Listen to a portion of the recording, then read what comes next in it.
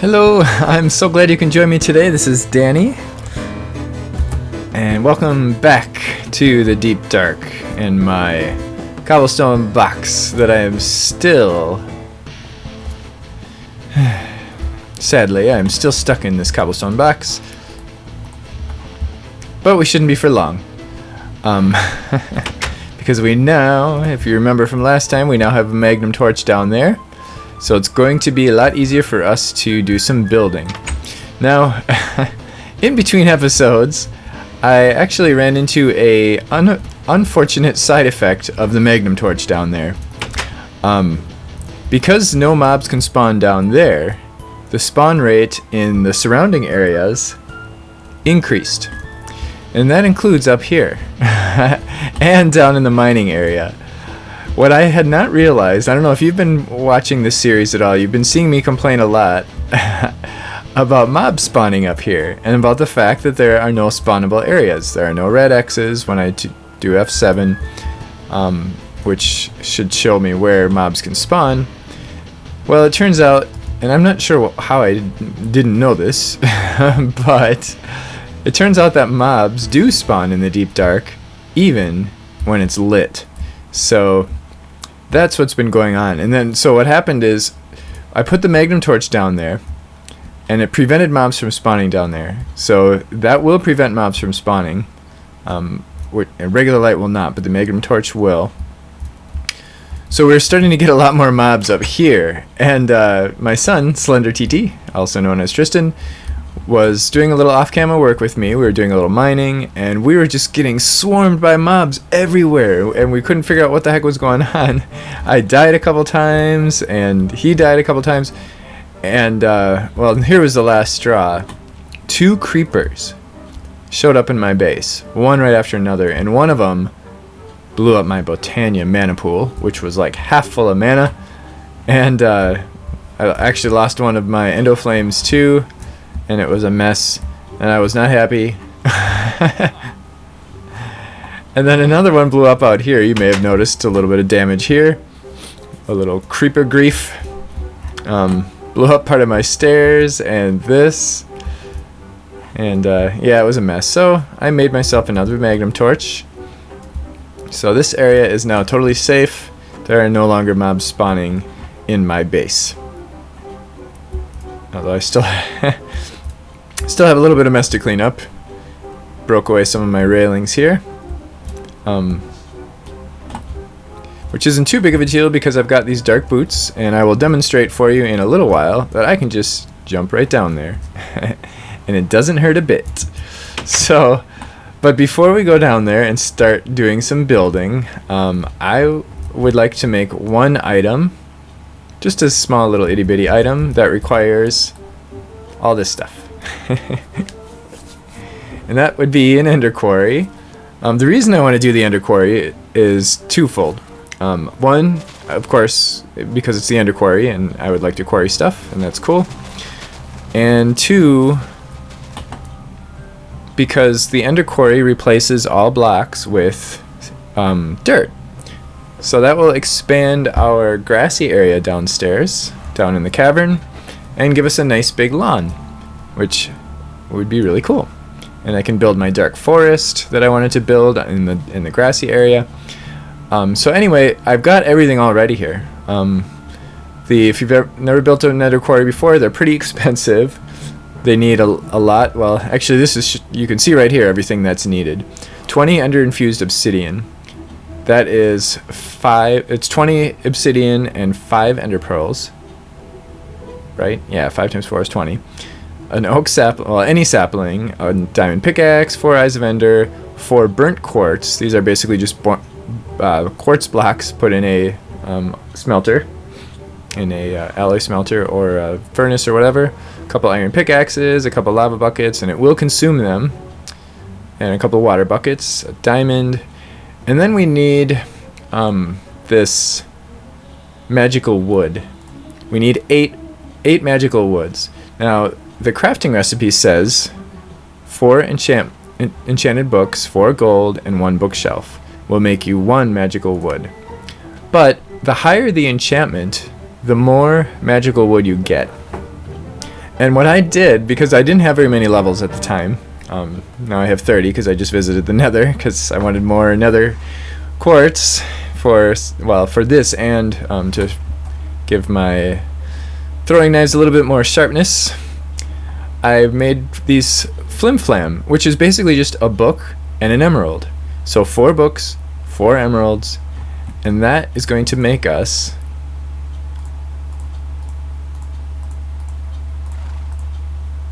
take a guess. Boom, 17. 17 magical wood. That seems pretty cheap. Boom, there we have it, Ender Quarry.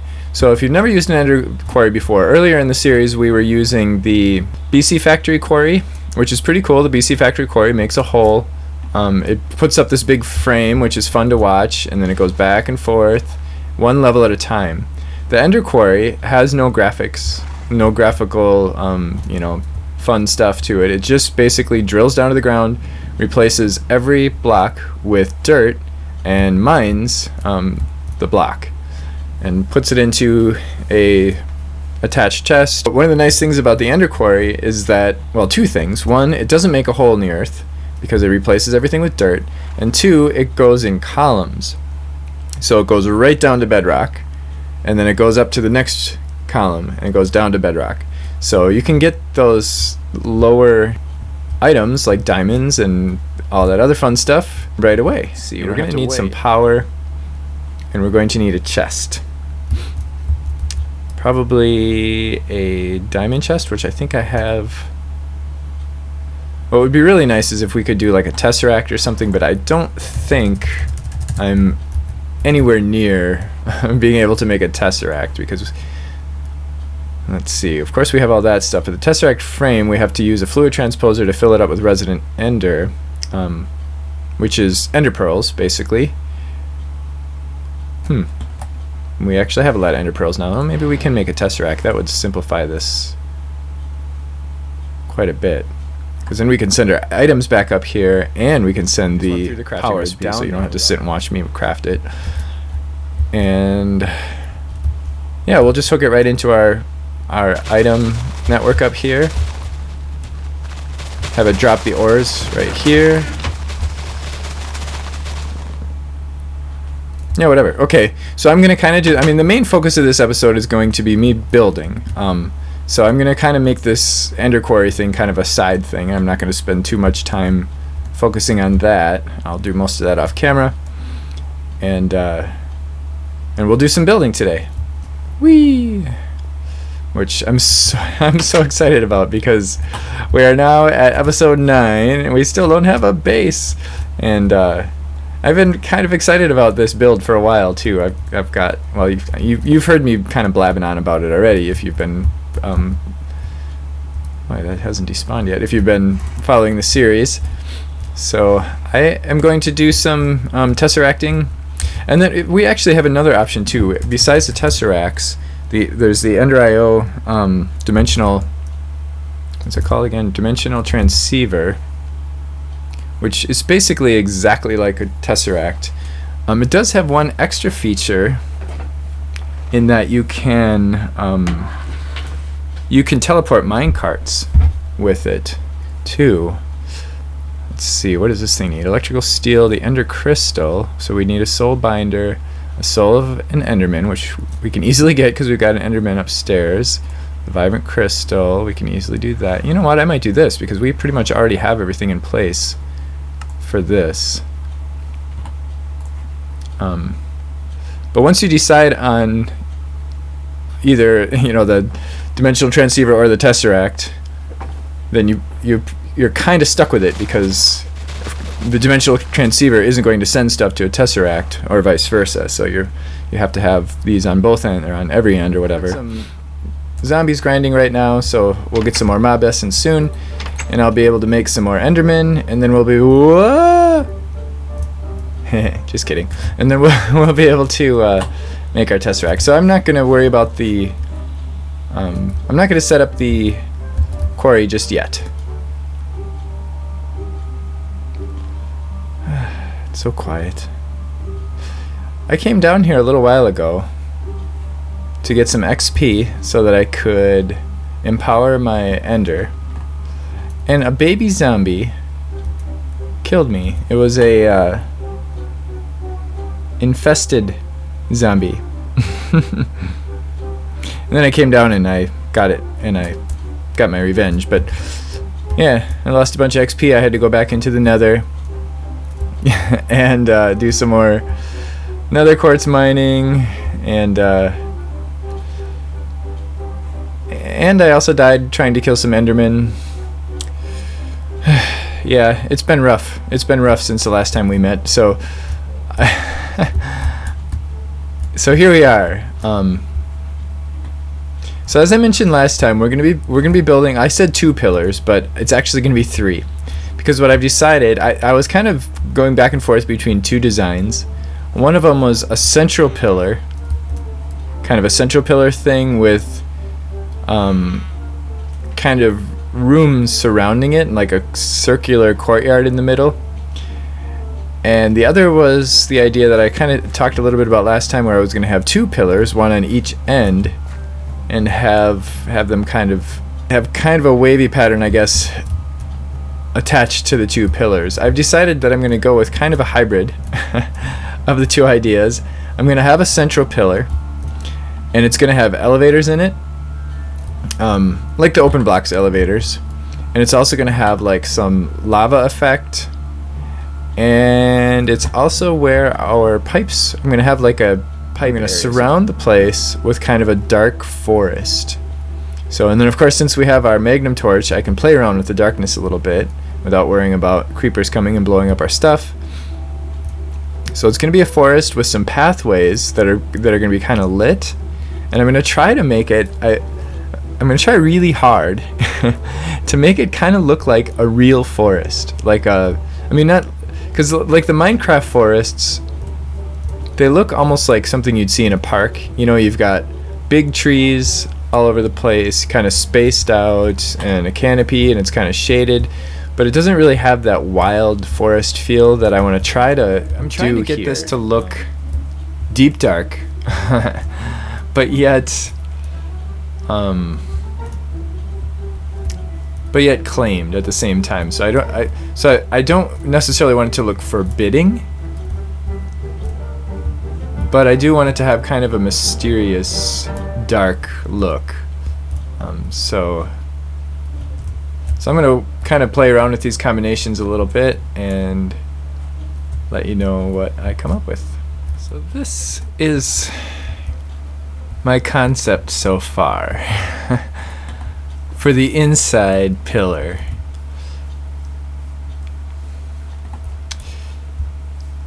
And the way this is going to work is this pillar is going to go all the way up to the top, and it's going to be the centerpiece for all the buildings, or the entire building, and there's going to be kind of an opening here, so a big hole in the middle of the building. So I've got my Ender empowered. I made myself a nice Enderman killing area here.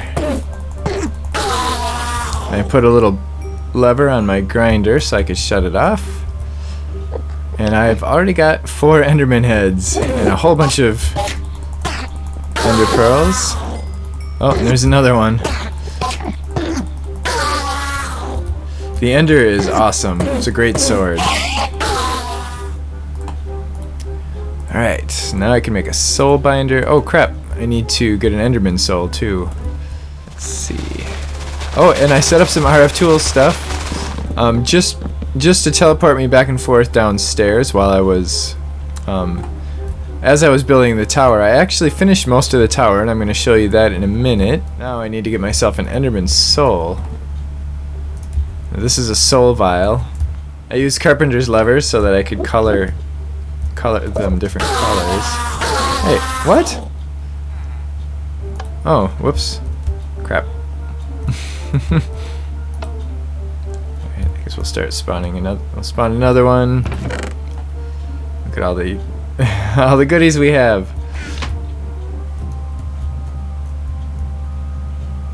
Alright, we need one more Enderman. There we go. Can turn that off. There we go. We have his soul. Alright, now we stick this guy in here with our soul vial. And then we can we need 10 XP. It can use liquid XP or it can use our XP. If we just click here, it'll take 10 XP from us. Okay. There's our ender crystal, and now we got our soul vial back. Alright, we've got 2-dimensional transceivers. Yay! Where do I want to put this? I'm going to put one. One goes up here, of course. And this guy is going to...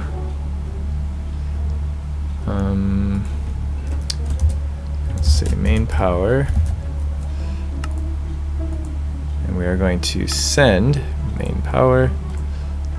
And we're going to... let's see, let's just put a chest here for now. In fact, I was actually thinking about making a modular storage with RF tools. I've been playing around a little bit with RF tools. You know what, actually, before I get into this, let me show you what I've done so far. I have an elevator here. I created a few RF tools machines. This is a matter transmitter, and this is a matter receiver. That is a dialing device. If you've ever played around with Mistcraft, these are kind of like the RF tools equivalent of the Mistcraft books, except that they work within dimensions. So they basically teleport. I've got another matter receiver down in the cavern. Way down there. Well, look at all the horses down there. And I have this thing tuned into it. So here we are, downstairs. And here's our tower. It reminds me of something that you might see at like an amusement park or something. Just the, especially the orange lava in the middle and the blue. I've got elevators going all the way up. All the way up to here. So, whoops. There's going to be one floor at each of these levels, and there will be a view. You'll be able to see down, all the way down there, like you can now, except there'll be a bridge going out to the other stuff. Made myself a charged porter. This is also RF tools, and what this allows you to do is to teleport. Actually, let me check our... I'm gonna have to charge that up pretty soon. Oh, we can use a tesseract.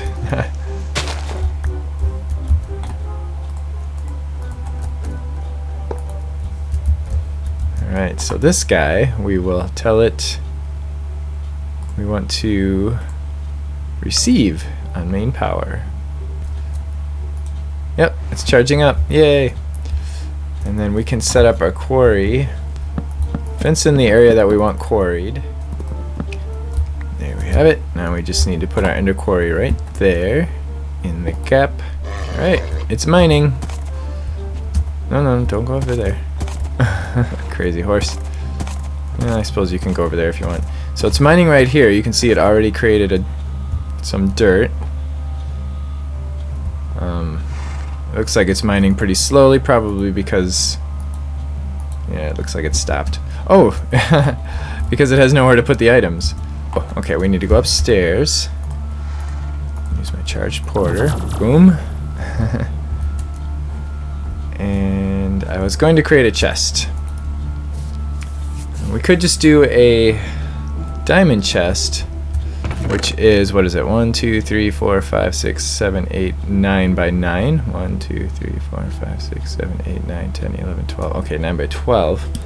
So 108. It can hold 108 stacks. Let's see. This guy, this modular storage, can hold up to 300 stacks. So I think I'm going to use that. Eventually I'm going to be replacing all my stuff with modular storage. Especially since, oh boy, we are going to have trouble here with power. Add that channel, and we're going to receive on the main storage channel. So now if we go down here, we can tell this tesseract. Alright, so we're going to send on main storage. So extract, always active. And then here we insert.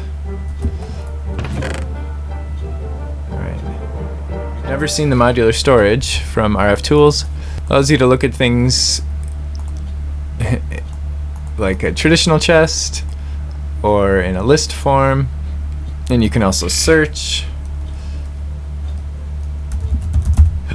So we've got some marble already, and then there's also some extensions you can add to it.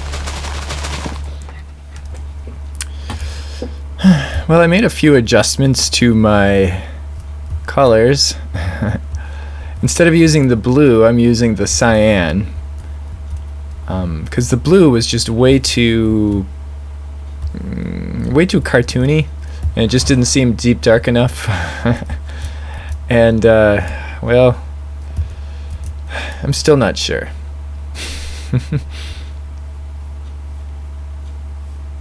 Looks so. It just looks too happy. You know what I mean? I mean, it's like, it looks too friendly and happy. You know? I mean, I'm friendly and happy and everything, but it's not really what I'm going for here in the deep dark. Black. I think that's gonna work. It still looks a little silly all by itself, but I think once we build the rest of the base around it, it's going to make more sense. And I think the blue and the cyan would have worked okay if it wasn't for the orange in the middle. It was just that mix of blue and orange that just looked silly to me. And this looks a little bit more... I mean, it still kind of looks fun and friendly, but the black...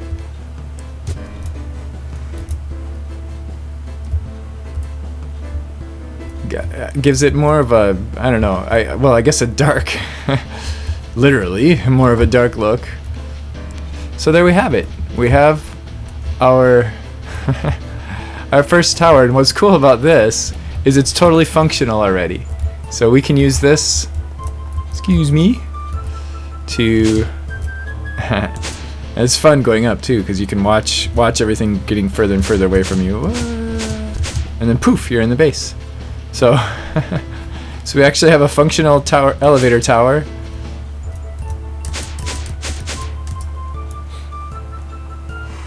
Of course, we also have our matter receivers and stuff to take us back and forth quickly, but those are not as fun as this. So this is the top of the tower, and I am going to kind of, I'm going to blend it into the top better, and it's going to kind of bevel out up there. So of course, if you do have any comments, please let me know. If you like it, if you hate it, whatever, or if you have any ideas or suggestions. So thanks for watching. Bye-bye.